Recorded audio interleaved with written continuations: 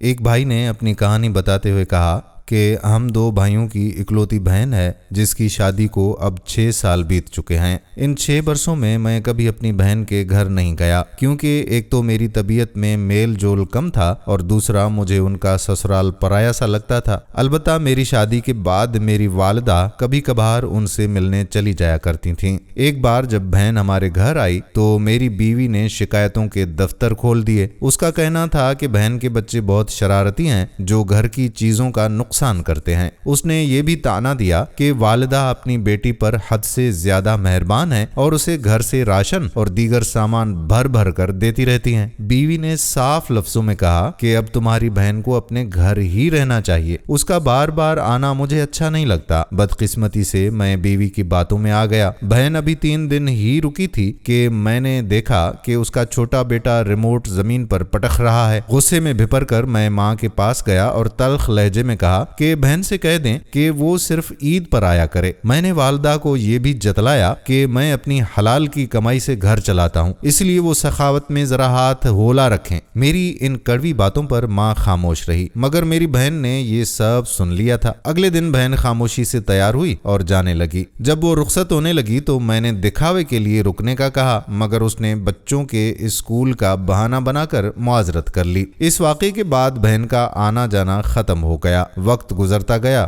بڑا بھائی الگ گھر بنا کر شفٹ ہو گیا اور والدہ بھی اس کے ساتھ چلی گئی۔ پھر ایک وقت آیا جب میرا بیٹا شدید بیمار ہو گیا۔ اس کے علاج پر اتنا خرچہ ہوا کہ ہماری تمام جمع پونجی ختم ہو گئی اور بیوی کو اپنا زیور تک بیچنا پڑ گیا۔ میں انتہائی پریشان تھا کہ وہی بہن جسے میں نے جھڑکا تھا میرے پاس آئی اور ڈھارس بندھائی۔ اس نے اپنے سونے کے 2 کنگن نکال کر مجھے دیے اور کہا کہ اپنے بیٹے کا علاج کرواؤ۔ میری آنکھوں میں ندامت کے آنسو آ گئے۔ اس نے تاکید کی کہ میں اس کا ذکر کسی سے نہ کروں اور یہ بھی کہا کہ وہ ہمیشہ اپنے بھائی کے ساتھ کھڑی ہے۔ جاتے ہوئے اس نے مجھے 1000 روپے دیے جو 50-50 کے نوٹوں کی صورت میں اس کی زندگی بھر کی بچت معلوم ہوتی تھی۔ جب وہ جانے لگی تو میری نظر اس کے پرانے جوتوں اور برسوں پرانی چادر پر پڑی۔ مجھے احساس ہوا کہ وہ خود تنگی میں تھی، مگر بھائی کی تکلیف اس سے دیکھی نہ گئی اور اس نے اپنی کل کائنات مجھ پر وار دی۔ میرے بھائیوں، بہنیں قدرت کا انمول تحفہ ہوتی ہیں، ان کی قدر کریں، ان سے محبت سے ملیں اور کبھی ان کا